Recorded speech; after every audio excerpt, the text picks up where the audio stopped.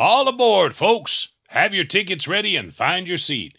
You are on board the Scenic City Rambler, and I'm your conductor, Red Clay.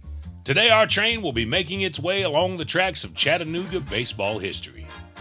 Our journey winds its way from high up on Hawks Hill and the red clay fields of Old Engel Stadium to Erlanger Stadium in the shadow of Lookout Mountain.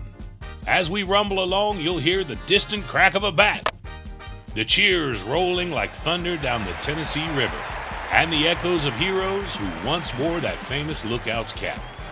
We'll catch a glimpse of the Yankees' Murderers Row, the Chattanooga Black Lookouts of the Negro Leagues, and the hometown heroes, the Chattanooga Lookouts.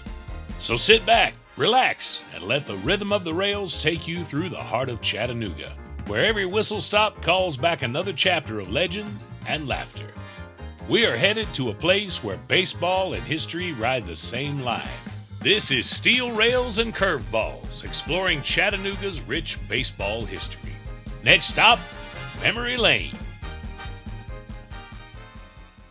It's April 2nd, 1931, here in Chattanooga, Tennessee, and the New York Yankees, the kings of baseball's Murderers Row, are in town for a spring exhibition game against the minor league Chattanooga Lookouts. And into this lineup of legends steps a 17-year-old pitcher named Jackie Mitchell. She's left-handed, small in stature, but sharp-eyed and fearless. Jackie's no ordinary teenager. She's been trained by her neighbor, Hall of Famer Dazzy Vance, who taught her a pitch that could make grown men buckle, the drop ball. Her manager, Joe Engel, has a flair for spectacle, but no one in the park is prepared for what's about to happen. The Yankees are already ahead. The Lookout starter has been battered by a double and a single.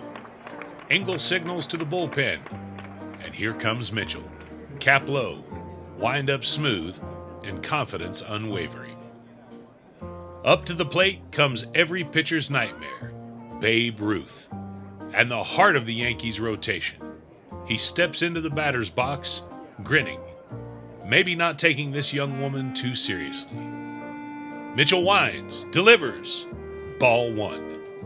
Next pitch, Ruth swings and misses. The crowd begins to stir. Another pitch, another miss. Then the breaking ball, the drop ball. It falls right off the table and the umpire's arm goes up. Strike three. The crowd roars. Ruth flings his bat, muttering under his breath as he stalks back to the dugout, glaring at the umpire. Up next, Lou Gehrig, quiet, determined, and methodical. Mitchell winds up again. One pitch, two, three, and Gehrig swings through all of them. Back-to-back strikeouts. Ruth, Gehrig, two of the greatest hitters baseball has ever known, and Jackie Mitchell, that girl, had just made them look human. She walks Tony Lazzeri and gets pulled from the game, and the Yankees go on to win easily, 14-4. But by then, the story is no longer about that score. It's about her. Within days, the headlines are everywhere. Girl pitcher stuns Ruth and Gehrig. But before she could even celebrate, something else was going on behind closed doors, and it changes Jackie's life forever. Baseball's commissioner, Kennesaw Mountain Landis, voids her contract with the Lookouts. He declares professional baseball no place for women.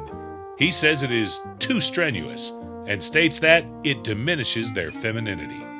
And just like that, a ban goes into effect.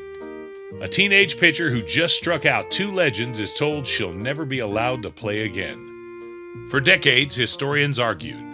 Was it real? Was it a publicity stunt? Jackie never blinked. She swore until her death in 1987 that she struck them out fair and square. And if you watch the film clips, it's hard not to believe her. Ruth's scowl wasn't the face of theater. It looked like irritation, pure and simple. Landis's ban on women lasted for generations, but Jackie's moment remained, preserved in baseball lore like lightning in a bottle. A girl with a glove, a drop ball, and the guts to face down legends. In the grand stadium of baseball history, Jackie Mitchell may have only pitched a few minutes, but in that inning, she earned immortality.